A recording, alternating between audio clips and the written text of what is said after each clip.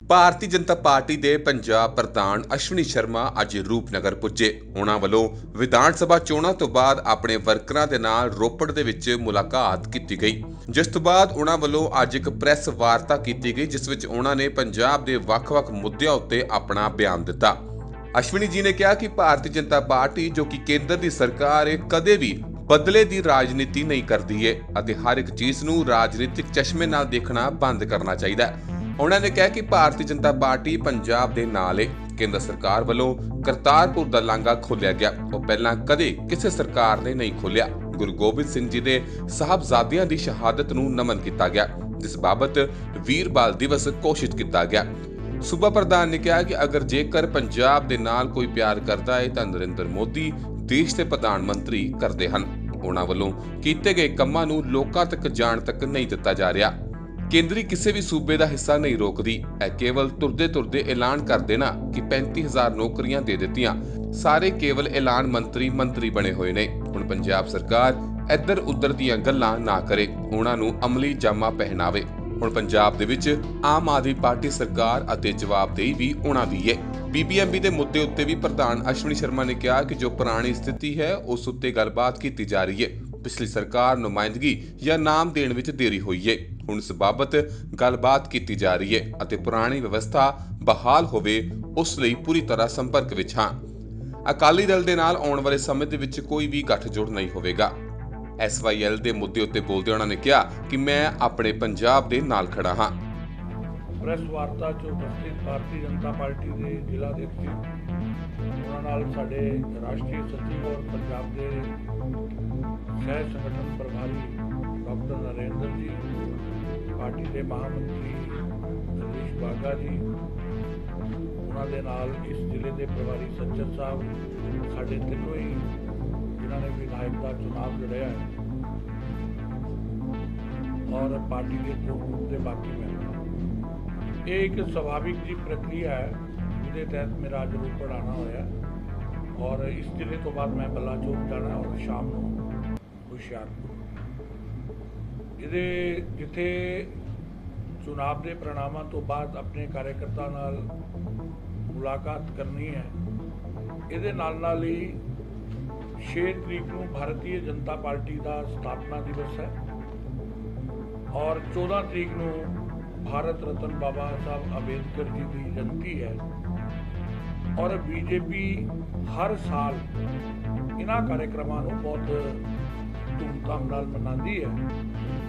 ਉਹਦੀ ਰੂਪਰੇਖਾ ਤੈਅ ਕਰਨ ਲਈ ਵੀ ਮੈਂ ਇੱਥੇ ਆਇਆ ਔਰ 6 ਤਰੀਕ ਨੂੰ ਸਥਾਪਨਾ ਦਿਵਸ ਨੂੰ ਅਸੀਂ ਪੰਜਾਬ ਪੱਧਰ ਤੇ, ਜ਼ਿਲ੍ਹਾ ਪੱਧਰ ਤੇ ਔਰ ਮੰਡਲ ਪੱਧਰ ਤੇ ਕਰਨ ਦਾ ਨਿਰਣੇ ਜਿਹੜਾ ਲਿਆ ਹੈ। ਇੱਦਾਂ ਹੀ 7 ਤੋਂ ਲੈ ਕੇ 14 ਤੱਕ ਬਾਬਾ ਭੀਮ ਰਾਵ ਅੰਬੇਦਕਰ ਜੀ ਦੀ ਜਯੰਤੀ ਦੇ ਸਪਤਾਹ ਨੂੰ ਸੇਵਾ ਸਪਤਾਹ ਦੇ ਰੂਪ ਦੇ ਅੰਦਰ ਅਸੀਂ ਮਨਾਉਣਾ ਹੈ ਔਰ ਇਹਦੇ ਤੇ ਅੰਦਰ ਅਲੱਗ-ਅਲੱਗ ਤਰ੍ਹਾਂ ਦੇ ਕਾਰਜਕ੍ਰਮ ਭਾਰਤੀ ਜਨਤਾ ਪਾਰਟੀ ਕਰੇਗੀ ਔਰ ਭਾਰਤੀ ਜਨਤਾ ਪਾਰਟੀ ਦੇ ਮੋਰਚੇ ਜਿਹੜੇ ਆ ਇਹਦਾ ਹਿੱਸਾ ਬਣਨਗੇ। ਇਹਦੇ 'ਚ ਸਫਾਈ ਅਭਿਆਨ ਤੋਂ ਲੈ ਕੇ ਸੇਵਾ ਬਸਤੀਆਂ ਦੇ ਅੰਦਰ ਸਹਿ ਭੋਜ ਦਾ ਕਾਰਜਕ੍ਰਮ, ਬਲੱਡ ਡੋਨੇਸ਼ਨ ਔਰ ਹਸਪੀਟਲ ਦੇ ਅੰਦਰ ਫਲ ਵਿਤਰਨ, ਅਨੇਕ ਤਰ੍ਹਾਂ ਦੇ ਸੇਵਾ ਕਾਰਜ ਪਾਰਟੀ ਪਹਿਲਾਂ ਵੀ ਕਰਦੀ ਹੈ, ਇਸ ਵਾਰੀ ਵੀ ਕਰੇਗੀ। ਉਹਦੇ ਹੀ ਤਹਿਤ ਮੇਰਾ ਆਉਣਾ ਹੋਇਆ ਔਰ ਭਾਰਤੀ ਜਨਤਾ ਪਾਰਟੀ ਦਾ ਕਾਰਜਕਰਤਾ ਜਿਹੜਾ ਹੈ ਉਹ ਪੂਰੀ ਤਰ੍ਹਾਂ ਨਾਲ ਤਿਆਰ ਹੈ ਔਰ ਇਸ ਚੁਣਾਵ ਦੇ परिणाम चाहे जो भी रहे हों, लेकिन भारतीय जनता पार्टी ने पहली बार एडे बड़े पत्थर के उत्ते चुनाव लड़े हैं। आप सब भी जानते हैं कि किस प्रकार अंदोलन की आड़ के अंदर साढ़े कार्यक्रम और छोटे छोटे कार्यक्रम करना भी औखा सी, लेकिन उसके बावजूद भी 1 महीने के अंदर जिस तनदेही के नाल, जिस हिम्मत के नाल अपने कार्यकर्ता ने चुनाव लड़िया और लड़ाया और पार्टी के झंडे को बुलंद रखा, वो अपने आप एक उदाहरण है। ये नाल ही असी 73 सीटां ते सिंबल ते चुनाव लड़िया जिहदे अंदर 99 लाख लोगों ने वोट कास्ट किया, जिहदे तो 10,33,000 वोटां जिहड़ियां बीजेपी नूं पईयां हैं। अगर असीं उहदा परसेंटेज कढ़दे हां और 10% तो ऊपर है, ਲੇਕਿਨ ਅਗਰ ਉਹਨੂੰ 117 ਸੀਟਾਂ 'ਚ ਕਨਵਰਟ ਕਰਦੇ ਆ ਤੇ ਪਾਰਟੀ ਨੂੰ 6.6% ਵੋਟਾਂ ਜਿਹੜੀਆਂ ਉਹ ਪ੍ਰਾਪਤ ਹੋਈਆਂ ਔਰ ਜਨਤਾ ਦੇ ਇਸ ਫਤਵੇ ਨੂੰ ਅਸੀਂ ਪਹਿਲਾਂ ਵੀ ਸਵੀਕਾਰ ਕੀਤਾ ਹੈ ਔਰ ਸਾਡੀ ਜਿਹੜੀ ਭੂਮਿਕਾ ਔਰ ਜ਼ਿੰਮੇਵਾਰੀ ਪੰਜਾਬ ਦੇ ਲੋਕਾਂ ਨੇ ਲਗਾਈ ਹੈ ਇੱਕ ਤਕੜੇ ਵਿਪਕਸ਼ ਦੀ ਭੂਮਿਕਾ ਜਿਹੜੀ ਹੈ ਜਨਤਕ ਮੁੱਦਿਆਂ ਨੂੰ ਅਸੀਂ ਸਮੇਂ-ਸਮੇਂ ਤੇ ਪਾਰਟੀ ਉਠਾਏਗੀ ਚਾਹੇ ਉਹ ਮੀਡੀਆ ਦੇ ਮਾਧਿਅਮ ਨਾਲ ਹੋਏ ਚਾਹੇ ਸੜਕ ਦੇ ਮਾਧਿਅਮ ਨਾਲ ਹੋਏ ਔਰ ਪਾਰਟੀ ਨੇ ਪਹਿਲਾਂ ਵੀ ਕਿਹਾ ਕਿ ਜਿਹੜੀਆਂ ਗਰੰਟੀਆਂ ਦੇ ਕੇ ਜਿਹੜੇ ਵਾਅਦੇ ਕਰਕੇ ਇਹ ਸਰਕਾਰ ਸੱਤਾ 'ਚ ਆਈ ਹੈ ਉਹ ਗਰੰਟੀਆਂ ਪੂਰੀਆਂ ਕਰੇ ਇਹਦੇ ਲਈ ਪਾਰਟੀ ਪਹਿਰੇਦਾਰ ਦਾ ਕੰਮ ਕਰੇਗੀ। ਆਪ ਜੀ ਨੂੰ ਕੋਈ ਗੱਲ ਪੁੱਛਣੀ ਹੈ ਪੁੱਛ ਸਕਦੇ ਹੋ ਮੈਨੂੰ ਤਾਂ ਇਤਨਾ ਹੀ ਕਹਿਣਾ। ਪਹਿਲੀ ਗੱਲ ਤੇ ਹੈ ਕਿ ਆਮ ਆਦਮੀ ਪਾਰਟੀ ਵੀ ਪੁਰਾਣੀਆਂ ਪਾਰਟੀਆਂ ਦੀ ਰਵਾਇਤਾਂ ਤੇ ਤੁਰਦੀ ਹੈ। ਭਾਰਤੀ ਜਨਤਾ ਪਾਰਟੀ ਨੇ ਮੈਂ ਬੋਲਦੇ ਹੋਏ ਮੇਰਾ ਭਾਸ਼ਣ ਸੁਣਿਆ ਹੋਇਆ ਤੇ ਚੰਡੀਗੜ੍ਹ ਦੇ ਮਾਮਲੇ ਨੂੰ ਲੈ ਕੇ ਬੀਜੇਪੀ ਦਾ ਸਟੈਂਡ ਕਦੀ ਵੀ ਢਿਲਮੁਲ ਨਹੀਂ ਰਿਹਾ। ਚੰਡੀਗੜ੍ਹ ਦੇ ਉੱਤੇ ਪੰਜਾਬ ਦਾ ਅਧਿਕਾਰ ਹੈ ਇਹ ਪਾਰਟੀ ਹਮੇਸ਼ਾ ਕਹਿੰਦੀ ਹੈ ਲੇਕਿਨ ਭਰਮ ਝੂਠ ਔਰ ਜਨਤਾ ਨੂੰ ਗੁੰਮਰਾਹ ਕਰਦੇ ਹੋਏ ਅਸੀਂ ਨਹੀਂ ਦੇਖ ਸਕਦੇ। ਚੰਡੀਗੜ੍ਹ ਦੇ ਅੰਦਰ ਸੈਂਟਰ ਸਰਵਿਸ ਰੂਲ ਜਦੋਂ ਪੰਜਾਬ ਪੁਨਰ ਗਠਨ ਹੋਇਆ ਸੀ 1966 ਤੋਂ ਲੈ ਕੇ 25 ਸਾਲ ਲਗਾਤਾਰ ਸਰਵਿਸ ਰੂਲ ਜਿਹੜਾ ਉੱਥੇ ਚੱਲਿਆ 86 ਤੋਂ ਲੈ ਕੇ 95 ਤੱਕ ਈਵਨ ਸੈਂਟਰ ਦਾ ਪੇ ਸਕੇਲ ਜਿਹੜਾ ਉੱਥੇ ਚੱਲਿਆ ਲੇਕਿਨ ਕਿਉਂਕਿ 91 ਤੋਂ ਬਾਅਦ ਪੰਜਾਬ ਦਾ ਪੇ ਸਕੇਲ ਵੱਧ ਗਿਆ ਔਰ ਡਿਊਟੀ ਦੇ ਮੁਲਾਜ਼ਮਾਂ ਨੇ ਇਹ ਗੁਜ਼ਾਰਿਸ਼ ਕੀਤੀ ਕਿ ਬਈ ਸਾਨੂੰ ਪੰਜਾਬ ਦਾ ਪੇ ਸਕੇਲ ਮਿਲਣਾ ਚਾਹੀਦਾ ਪੰਜਾਬ ਸਰਵਿਸ ਰੂਲ ਲਾਗੂ ਹੋਣਾ ਚਾਹੀਦਾ ਤੇ ਉਸ ਵੇਲੇ ਉਹ ਲਾਗੂ ਹੋ ਗਿਆ। ਹੁਣ ਸਥਿਤੀਆਂ ਬਦਲੀਆਂ ਕੇਂਦਰ ਨੇ ਤੇ 7ਵਾਂ ਪੇ ਕਮਿਸ਼ਨ ਲਾਗੂ ਕਰਤਾ ਪੰਜਾਬ ਦਾ 6ਵਾਂ ਵੀ ਅਜੇ ਅਦਰ 'ਚ ਫਸਿਆ ਪਿਆ। ਡਿਊਟੀ ਦੇ ਮੁਲਾਜ਼ਮਾਂ ਨੇ ਮੰਗ ਕੀਤੀ ਕੇਂਦਰ ਕੋਲੋਂ ਕਿ ਸਾਨੂੰ ਜਿਹੜਾ ਕੇਂਦਰ ਦਾ ਪੇ ਸਕੇਲ ਮਿਲਣਾ ਚਾਹੀਦਾ ਸਾਡੇ ਤੇ ਸਰਵਿਸ ਰੂਲ ਕੇਂਦਰ ਦੇ ਲੱਗਣੇ ਚਾਹੀਦੇ ਆ। ਮੈਨੂੰ ਦੱਸੋ ਇਹਦੇ ਤੇ ਚੰਡੀਗੜ੍ਹ ਦੇ ਅਧਿਕਾਰ ਦਾ ਨੂੰ ਕਿੱਥੇ ਚੋਟ ਲੱਗ ਗਈ? ਕਿਹੜੇ ਰੂਲ ਦੀ ਅਵੇਲਣਾ ਕੀਤੀ ਗਈ ਹੈ? ਇੱਕ ਮੇਰੀ ਗੱਲ ਕੰਪਲੀਟ ਹੋ ਲੱਗਾ ਚਰਚਾ ਤੇ ਮੈਂ ਉਹਨਾਂ ਨੂੰ ਕੱਲ ਇਹ ਕਹਿ ਰਿਹਾ ਸੀ ਇਸ ਗੱਲ ਤੇ ਕਰੋ ਕਿ ਇਹ ਨੌਬਤ ਕਿਉਂ ਆਈ। ਦਿਓ ਨਾ ਪੰਜਾਬ ਦੇ ਮੁਲਾਜ਼ਮਾਂ ਦੇ ਨੂੰ 6ਵਾਂ ਵਿੱਤ ਕਮਿਸ਼ਨ ਕਰੋ ਨਾ ਲਾਗੂ 7ਵਾਂ ਵਿੱਤ ਕਮਿਸ਼ਨ ਕਿਉਂ ਨਹੀਂ ਲਾਗੂ ਕਰਦੇ? ਐਸੀ ਨੌਬਤ ਹੀ ਕਿਉਂ ਆਈ? ਪੰਜਾਬ ਦੀ ਹਾਲਤ ਇਹ ਹੈ ਕਿ ਬੇਸਿਕ ਤਨਖਾਹ ਜਿਹੜੀ ਲੋਕਾਂ 3-3 ਸਾਲ ਬੇਸਿਕ ਤਨਖਾਹ ਦੇਣੀ ਹੁੰਦੀ ਹੈ ਉਹ ਵੀ ਨਹੀਂ ਦਿੰਦੇ। ਟੈਂਕੀਆਂ ਦੇ ਲੋਕੀ ਚੜੇ ਪਏ ਨੇ। ਸੰਗਰੂਰ ਜ਼ਿਲ੍ਹੇ 'ਚ ਜਾਓ ਤੁਸੀਂ ਮੀਡੀਆ 'ਚ ਨਹੀਂ ਆ ਰਿਹਾ ਹੋ ਸੰਗਰੂਰ ਦੀ ਟੈਂਕੀ ਦੇ ਉੱਤੇ ਮਾਨ ਸਾਹਿਬ ਦੇ ਘਰ ਦੇ ਬਾਹਰ ਉਹ ਨਿਆਣੇ ਕਹਿੰਦੇ ਲਈ ਛੱਤ ਤੇ ਚੜੇ ਜਾ ਕੇ ਪੁੱਛੀਏ ਨਾਰੇ ਲਗਾਣਾ ਔਰ ਘੋਸ਼ਣਾਵਾਂ ਕਰਕੇ ਆਣਾ ਉਹਨੂੰ ਪੂਰਾ ਕਰਨਾ। ਅਸਲੀ ਗੱਲ ਇਹ ਸੀ ਕਿ ਕੱਲ ਤਾਂ 1 ਤਰੀਕ ਨੂੰ ਭੈਣਾਂ ਇੰਤਜ਼ਾਰ ਕਰ ਰਹੀਆਂ ਸੀ ਅਪ੍ਰੈਲ ਤੋਂ। ਮੈਂ ਹੁਣੇ ਉਹ ਸੁਣ ਰਿਹਾ ਸੀ ਕੇਜਰੀਵਾਲ ਸਾਹਿਬ ਕਹਿੰਦੇ ਸੀ ਅਗਰ ਪਹਿਲਾ ਕੋਈ ਨਿਰਣੇ ਹੋਏਗਾ ਸਰਕਾਰ ਬੰਦੇ ਹੀ ਕਲਮ ਚੁਕੋਏਗੀ ਤੇ 300 ਯੂਨਿਟ ਬਿਜਲੀ ਮਾਫ ਕਰਾਂਗੇ। ਹੋਗੀ ਕਿਆ? 1 ਤਰੀਕ ਨੂੰ ਭੈਣਾਂ ਦੇ ਖਾਤੇ ਦੇ ਅੰਦਰ ਅਸੀਂ 1000 ਰੁਪਇਆ ਪਾ ਦੇਵਾਂਗੇ। ਪਾਤਾ ਕਿਆ? ਇਹ ਕੇਵਲ ਔਰ ਕੇਵਲ ਪੰਜਾਬ ਦੇ ਲੋਕਾਂ ਦੇ ਅੰਦਰ ਕੇਂਦਰ ਦੇ ਖਿਲਾਫ ਇੱਕ ਵਾਤਾਵਰਣ ਬਣਾਉਣ ਦਾ ਇੱਕ ਰਵਾਇਤ ਚੱਲੀ ਆ ਰਹੀ ਹੈ।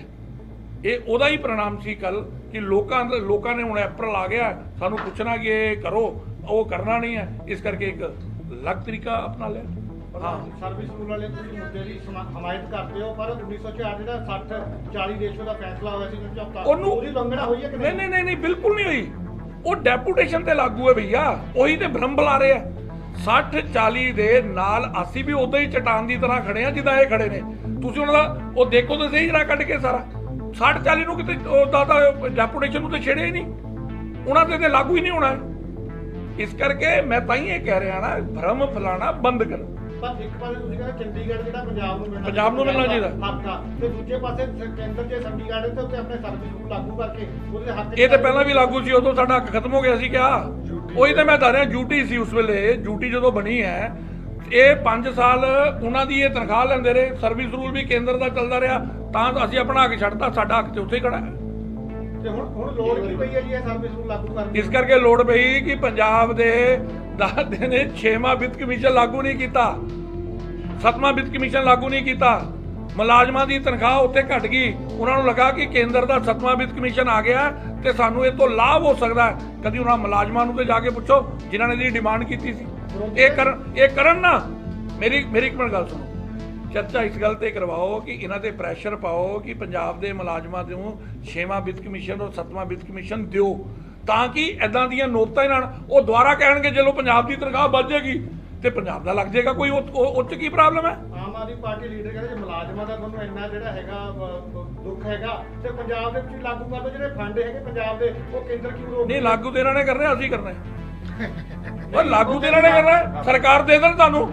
ਪਹਿਲਾਂ ਜਦੋਂ ਸਰਕਾਰ ਬਣਾਣੀ ਸੀ ਭਾਈ ਸਾਹਿਬ, ਮੇਰੀ ਇੱਕ ਹੁਣ ਤੁਹਾਡਾ ਲਾਸਟ ਕੁਐਸਚਨ ਹੈ, ਬਾਕੀ ਇਹਨੇ ਹੋਰ ਪੁੱਛਣਾ ਉਹ ਪੁੱਛਣਗੇ, ਆਪਾਂ ਕੋਈ ਬਹਿਸ ਨਹੀਂ ਕਰ ਰਹੇ। ਹਾਂ, ਸਰਕਾਰ ਬਣਾਉਂਦੇ ਵੇ ਇਹਨਾਂ ਨੇ ਕਿਹਾ ਸੀ ਕਿ ਸਾਨੂੰ ਜੀ ਮੋਦੀ ਸਾਹਿਬ ਪੈਸੇ ਦਿਓ ਤੇ ਤਾਂ ਅਸੀਂ ਭੈਣਾਂ ਦੇ ਖਾਤੇ 'ਚ 1000 ਰੁਪਏ ਪਾਵਾਂਗੇ। ਐਸਾ ਕੋਈ ਲਿਖ ਲੈਂਦੇ ਨਾ ਮੈਨੂਫੈਸਟੋ 'ਚ ਕਿ ਵੋਟਾਂ ਸਾਨੂੰ ਪਾ ਦਿਓ, ਅਸੀਂ ਮੋਦੀ ਸਾਹਿਬ ਕੋਲ ਜਾਵਾਂਗੇ, ਪੈਸੇ ਲਿਆਵਾਂਗੇ ਤੇ ਆਪਣੇ ਵਾਅਦੇ ਪੂਰੇ ਕਰਾਂਗੇ।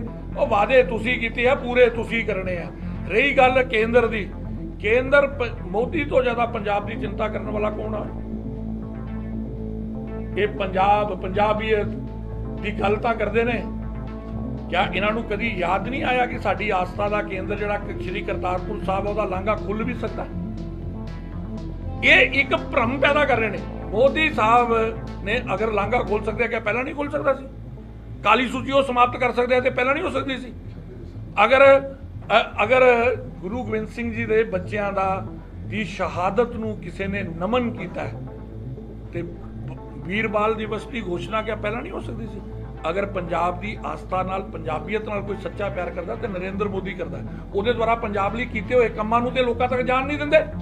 ਉਹਦਾ ਕਾਰਨ ਇਹ ਹੈ ਕਿ ਰਾਜਨੀਤੀ ਖਤਮ ਹੋ ਜਾਏਗੀ ਜਿਸ ਦਿਨ ਪਤਾ ਲੱਗੇਗਾ ਕਿ ਪੰਜਾਬ ਦਾ ਹਤੇਸ਼ੀ ਨਰਿੰਦਰ ਮੋਦੀ ਹੈ, ਬੀਜੇਪੀ ਹੈ। ਬੀਜੇਪੀ ਦਾ ਤੁਹਾਡਾ ਜਿਹੜਾ ਸੰਗਠਨ ਉਹ ਪੰਜਾਬ ਇਹ ਨਾ ਗੱਲਾਂ ਤੋਂ ਲੋਕਾਂ ਤੱਕ ਜਿਹੜੀ ਜਾਣਗੀਆਂ ਜੀ, ਜਾਣਗੀਆਂ, ਸਭ ਜਾਣਗੇ। ਪ੍ਰਧਾਨ ਜੀ ਤੁਹਾਡੇ ਉਹਦੇ ਜਵਾਬ ਨਾਲ ਉਹ ਕਹਿੰਦੇ ਜੇ ਕੇਂਦਰ ਤੋਂ ਮੰਗ ਰਿਹਾ ਸੀ, ਆਪਣਾ ਹੱਕ ਮੰਗ ਰਿਹਾ, ਜਿਹੜਾ ਟੈਕਸ ਲੈ ਕੇ ਜਾਂਦੀ ਹੈ ਪੰਜਾਬ। ਐਸਾ ਹੈ ਕਿ ਜੋ ਕੇਂਦਰ ਦਾ ਮਾਪਦੰਡ ਹੈ ਪੂਰੇ ਦੇਸ਼ ਲਈ ਹੁੰਦਾ ਹੈ, ਔਰ ਜੋ ਪੂਰੇ ਦੇਸ਼ ਦੇ ਲਈ ਹੈਗਾ, ਔਰ ਹਰ ਸਟੇਟ ਦਾ ਜੋ ਵੀ ਹਿੱਸਾ ਕੇਂਦਰ ਕਦੀ ਉਹਨੂੰ ਰੋਕਦਾ ਹੀ ਨਹੀਂ ਹੈ, ਉਹਨੂੰ ਉਹ ਦਿੰਦਾ। ਇਹ ਕੇਵਲ ਔਰ ਕੇਵਲ ਲੋਕੀ ਹੁਣ ਉਹ ਨਾ ਤੁਰਦੇ ਹੁਣ ਜਿੱਦਾਂ ਇਹਨਾਂ ਨੇ ਕਹਿਤਾ 35,000 ਨੌਕਰੀਆਂ ਅਸੀਂ ਦੇ ਰਹੇ ਹਾਂ, ਦੇਤੀਆਂ ਕਿਆ? ਘੋਸ਼ਣਾ ਮੰਤਰੀ ਬਣੇ ਪਏ ਨੇ, ਘੋਸ਼ਣਾ ਕਰੀ ਜਾਂਦੇ ਨੇ, ਕਿਸੇ ਨੇ ਪੁੱਛਣਾ ਨਹੀਂ। ਲੇਕਿਨ ਅਸੀਂ ਇਹ ਤੇ ਪਹਿਰਾ ਦੇ ਰਹੇ ਹਾਂ। ਘੋਸ਼ਣਾਵਾਂ ਨੂੰ ਅਮਲੀ ਜਾਮਾ ਬੁਲਾਓ, ਇੱਧਰ ਉੱਧਰ ਦੀਆਂ ਗੱਲਾਂ ਕਰਨਾ ਬੰਦ ਕਰੋ। ਜਵਾਬਦੇਹੀ ਤੁਹਾਡੀ ਹੈ, ਸਰਕਾਰ ਇਹਨਾਂ ਦੀ ਹੈ, ਅੱਜ ਇਹਨਾਂ ਨੂੰ ਦੱਸਣਾ ਪੈਣਾ। ਟੰਕੀ ਵਾਲਿਆਂ ਨੂੰ ਥੱਲੇ ਲਾ ਲਓ।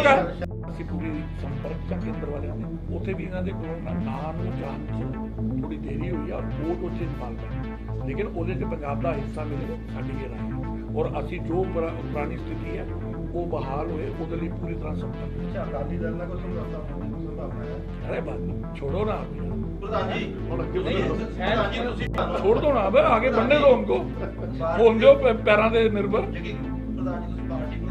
ਪਾਣੀ ਦੇ ਮਾਮਲੇ ਪੰਜਾਬ ਨਾਲ, ਉਹ ਮੈਂ ਆਪਣੇ ਪੰਜਾਬ ਦੇ ਨਾਲ ਖੜਾ। ਅੱਛਾ ਪ੍ਰਧਾਨ ਨਹੀਂ ਕਿਹੜੇ ਕੀ ਲੱਗਦਾ ਇੱਥੇ ਵਾਲੇ ਪੰਜਾਬ ਦੇ ਤੋਂ ਬਾਅਦ ਗੁਜਰਾਤ ਵਾਲੇ ਹੁਣ ਝੂਠ ਹੀ ਬੋਲਣਾ, ਹੁਣ ਉੱਥੇ ਬੋਲਾਂਗੇ। ਧੰਨਵਾਦ ਸਾਰਿਆਂ ਦਾ। ਚਲਿਏ ऐसा है कि ਮੈਨੂੰ ਲੱਗਦਾ ਕਿ ਭਾਰਤੀ ਜਨਤਾ ਪਾਰਟੀ ਜਾਂ ਜਿਹੜੀ ਕੇਂਦਰ ਦੀ ਸਰਕਾਰ ਹੈ ਉਹ ਕਦੀ ਵੀ ਉਹਨਾਂ ਨੇ ਜੀਵਨ ਦੇ ਅੰਦਰ ਬਦਲੇ ਦੀ ਰਾਜਨੀਤੀ ਨਹੀਂ ਕੀਤੀ, ਔਰ ਨਾ ਹੀ ਉਹ ਕਦੀ ਕਰਦੀ ਹੈ। ਔਰ ਹਰ ਇੱਕ ਚੀਜ਼ ਨੂੰ ਰਾਜਨੀਤਿਕ ਚਸ਼ਮੇ ਨਾਲ ਦੇਖਣਾ ਬੰਦ ਕਰਨਾ ਚਾਹੀਦਾ ਹੈ। ਪੰਜਾਬੀਆਂ ਦਾ ਬਹੁਤ ਨੁਕਸਾਨ ਅਸੀਂ ਇਹਨਾਂ ਚੀਜ਼ਾਂ ਨਾਲ ਕਰਦੇ ਹਾਂ, ਔਰ ਮੈਨੂੰ ਲੱਗਦਾ ਕਿ ਬਚਣਾ ਚਾਹੀਦਾ ਹੈ। ਹਰ ਇੱਕ ਗੱਲ ਦੀ ਪਹਿਲਾਂ ਘੋਖ ਕਰ ਲਓ। ਮੈਂ ਕੱਲ ਵਿਧਾਨ ਸਭਾ 'ਚ ਪੁੱਛਿਆ ਨਾ, ਜਵਾਬ ਕਿਉਂ ਨਹੀਂ ਦਿੱਤਾ? ਮੈਂ ਵਾਇਲੇਸ਼ਨ ਕਿਹੜੀ ਐਕਟ ਦੀ ਹੋਈ ਹੈ ਦੱਸ ਦਿਓ ਮੈਨੂੰ। ਸਪੀਕਰ ਸਾਹਿਬ ਨੇ ਇੱਦਾਂ ਭਾਵੇਂ 4 ਮਿੰਟ ਬੋਲਣ ਦਿੰਦੇ, ਜਿਹੜੇ ਤੱਥੇ ਰੱਖਣਾ ਸ਼ੁਰੂ ਕੀਤੇ, ਨਹੀਂ ਜੀ ਟਾਈਮ ਹੋ ਗਿਆ, ਤੁਹਾਡਾ ਟਾਈਮ ਹੋ ਗਿਆ। ਇਹ ਲੋਕਤੰਤਰ ਦੀ ਦੁਹਾਈ ਪਾਉਂਦੇ ਆ, ਬੋਲਣ ਕੋਲ ਸੁਣਿਆ ਕਿਉਂ ਨਹੀਂ ਗਿਆ? ਸੁਣ ਲੈਂਦੇ ਨਾ, ਦਿੰਦੇ ਨਾ ਜਵਾਬ। ਮੈਂ ਦੇਖੋ, ਮੈਂ ਇੰਡੀਵਿਜੂਅਲੀ ਇਸ ਗੱਲ ਦੇ ਉੱਤੇ ਵਿਚਾਰ ਰੱਖਿਆ ਸੀ। ਮੇਰੇ ਨਹੀਂ ਸਵਾਦ ਦੀ ਗੱਲ ਨਹੀਂ ਹੈ। ਦੇਖੋ, ਅਸੀਂ ਤੁਸੀਂ ਜੇਕਰ ਬੀਜੇਪੀ ਦਾ ਪੰਜਾਬ ਦੇ ਜਦੋਂ ਅਸੀਂ ਇਹ ਚੁਣਾਵ ਚਾਲੂ ਹੋਣਾ ਸੀ, ਮੈਂ ਪੰਜਾਬ ਦੀ ਪ੍ਰੈਸ ਕਾਨਫਰੰਸ ਕਿਹਾ ਸੀ ਕਿ ਚੁਣਾਵ ਆਯੋਗ ਨੂੰ ਪੋਲੀਟੀਕਲ ਪਾਰਟੀਆਂ ਦੀ ਜਵਾਬਦੇਹੀ ਘੋਸ਼ਣਾ ਪੱਤਰ ਦੇ ਉੱਤੇ ਤੈਅ ਕਰਨ ਦਾ ਕੋਈ ਕਰਨਾ ਚਾਹੀਦਾ ਹੈ। ਔਰ ਮੈਨੂੰ ਲੱਗਦਾ ਕਿ ਇਹ ਬਹੁਤ ਜਲਦੀ ਦੇਖਣਾ ਤੁਸੀਂ ਇਹ ਗੱਲ ਆਣੀ ਹੈ, ਇਹ ਸ਼ੁਰੂ ਹੋਈ ਹੈ, ਆਏਗੀ। ਦਾ ਟਾਰਗੇਟ ਨਿਊਜ਼ ਦੇ ਲਈ रूपनगर तो सुषमा मोदगिल दी रिपोर्ट। पल पल हर पल समाचारों से अपडेट रहना है तो हमारे इस चैनल द टारगेट न्यूज को लाइक करें, सब्सक्राइब